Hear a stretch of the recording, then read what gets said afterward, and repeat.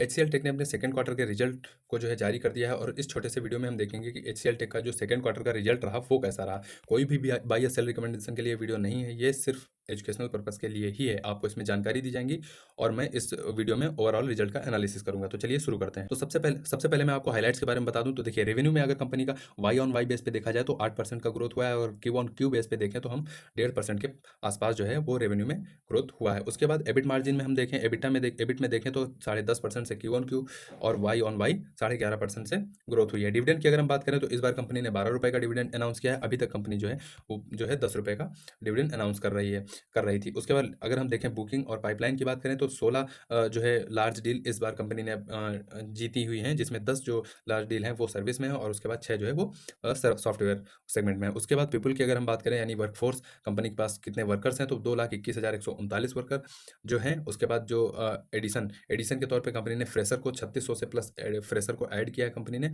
वहीं 2,299 यानी कि 2300 के आसपास लोगों ने जॉब छोड़ी है एचसीएल टेक में। अगर गाइडेंस की अगर हम बात करें तो कंपनी ने जो गाइडेंस दी है वो 5 से 6% की guidance Y on Y base पे रखी है और एबिट मार्जिन के लिए कंपनी ने 18 से 19% का ही गाइडेंस अपना रखा हुआ है। तो अब हम रिजल्ट को थोड़ा सा डीपली समझेंगे, तो चलते हैं। तो सबसे पहले मैं आपको रेवेन्यू बताना चाहूँगा। तो देखिए, रेवेन्यू अगर आप देखेंगे तो इस क्वार्टर 26,672 करोड़ का कंपनी ने रेवेन्यू जनरेट किया। अगर हम वाई ऑन वाई बेस पे देख रहे हैं कंपनी को तो देखिए 24,686 करोड़ का कंपनी ने सेकंड क्वार्टर FY23 में जो है जनरेट किया था रेवेन्यू। तो रेवेन्यू आपको वाई ऑन वाई बेस पे जरूर देखने को इंक्रीज देखने को मिल रहा है। उसके बाद एबिट की अगर हम बात करें, earning before interest tax 4,934 crore और सेकंड क्वार्टर FY23 में अगर देखें तो 4,400 करोड़ के आसपास जो था वो एबिट था। उसके बाद नेट इनकम की अगर हम बात कर रहे हैं तो 3,832 करोड़ इस क्वार्टर में कंपनी ने किया है और वहीं एक साल पहले 3,489 करोड़ जो है कंपनी ने किया था। यहाँ पे क्यू ऑन क्यू और वाई ऑन वाई बेस पे दोनों में आपको इंक्रीज देखने को मिल रहा है। उसके बाद एबिट मार्जिन पे हम चलते हैं तो 18.5% का कंपनी ने एबिट मार्जिन जो है इस बार दिखाया है। वहीं क्यू ऑन क्यू बेस पे अगर हम देखें तो आपको एबिट और वाई ऑन वाई बेस पे देखें तब भी आपको एबिट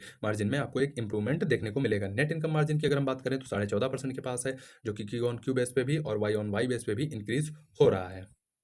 उसके बाद हम वाई ऑन वाई बेस पे क्लाइंट मैट्रिक्स देख लेते हैं। तो आप ये देखिए, अगर हम वाई ऑन वाई बेस पे देखें, $100 मिलियन से जो क्लाइंट ज़्यादा थे वहाँ पे आप देखिए आपको देखने को मिलेगा इस बार जो हुए हैं वो 20 क्लाइंट हुए हैं $100 मिलियन से भी ज़्यादा का जो कंपनी के लिए रेवेन्यू लेके आते हैं। वहीं एक साल पहले अगर हम देखें तो वो 17 थे और अगर हम देखें सितंबर 2019 में तो मान के चलिए वो 13 थे। वहीं अगर हम बात करें सितंबर 22 में $50 मिलियन वाले जो उससे ज़्यादा का रेवेन्यू कंपनी के लिए लेकर आते हैं, वहाँ भी आपको इंक्रीज देखने को मिलेगा। तो मोस्टली आपको वाई ऑन वाई बेस पे इंक्रीज ही देखने को मिल रहा है।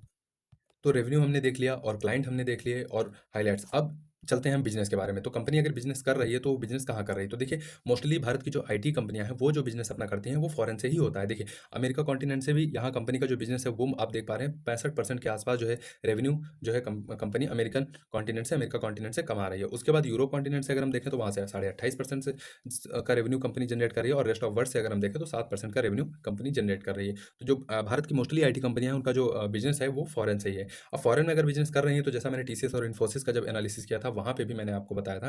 तो वहाँ भी सारे वर्टिकल में फाइनेंशियल वर्टिकल की अगर हम बात करें तो सबसे ज़्यादा जो है जो रेवेन्यू आता है वो फाइनेंशियल वर्टिकल से ही एचसीएल टेक के लिए भी आता है। देखिए, 22.5% से ऊपर का जो रेवेन्यू आता है वो फाइनेंशियल सर्विस से आता है। उसके बाद मैन्युफैक्चरिंग की अगर हम बात करें तो 19% से ऊपर का जो रेवेन्यू है वो मैन्युफैक्चरिंग से आता है। उसके बाद हेल्थ केयर सेक्टर से अगर हम बात करें तो 17.5% का जो रेवेन्यू इस क्वार्टर में कंपनी का वहाँ से आया है। टेक्नोलॉजी की अगर हम बात करें तो 13% से ऊपर का, वहीं अगर टेलीकॉम और मीडिया से बात करें तो 8% का जो रेवेन्यू है वो आया है कंपनी के लिए।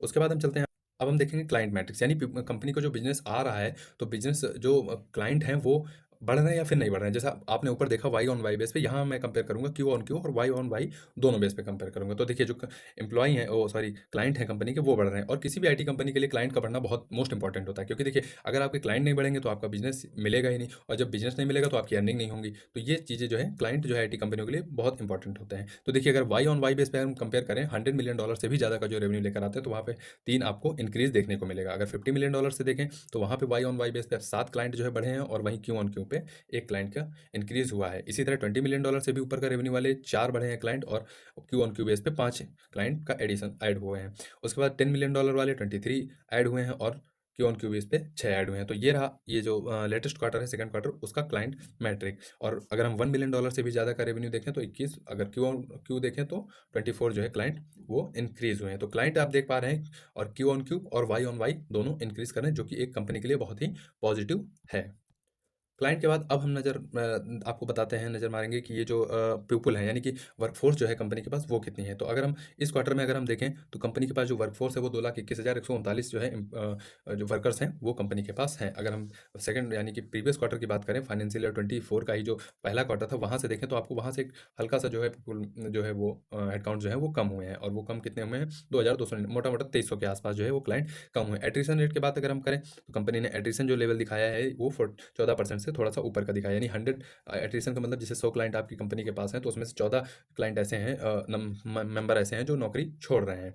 उसके बाद एट्रिशन प्रीवियस क्वार्टर से अगर हम कंपेयर करें तो वहाँ से देखिए एट्रिशन कम हुआ है, और वहीं अगर हम कंपेयर करें वाई ऑन वाई बेस पे तो देखिए एट्रिशन लेवल जो था वो एक साल पहले काफ़ी ज़्यादा था, 23% से भी ऊपर का एट्रिशन लेवल था, जो कि अब 14% से थोड़ा सा ज़्यादा होकर आ गया है। फ्रेशर्स की बात करें, कंपनी ने फ्रेशर ऐड किए हैं या नहीं ऐड किए हैं, तो देखिए 3600 से थोड़ा सा ज़्यादा फ्रेशर इस क्वार्टर में कंपनी ने ऐड किए हैं। वहीं प्रीवियस क्वार्टर की बात करें तो लगभग 1600 के आसपास जो है कंपनी ने फ्रेशर प्रीवियस क्वार्टर में भी ऐड किए हैं। उसके बाद वाई ऑन वाई बेस पे देखें तो उस समय 10,339 जो है फ्रेशर वो कंपनी ने ऐड किए हैं। तो ये हमारे जो थे वर्कफोर्स यानी कि कंपनी के पीपल मैट्रिक्स था। तो एनालिसिस एचसीएल टेक का कैसा था आप कमेंट बॉक्स में जरूर बताइए। वीडियो अगर अच्छा लगा तो वीडियो को लाइक कर दीजिए, और अगर आप 1% भी आपको इस वीडियो से नॉलेज या जानकारी मिली है तो हो सके तो चैनल को सब्सक्राइब करिए। आपके इस समय के लिए बहुत बहुत धन्यवाद दोस्तों।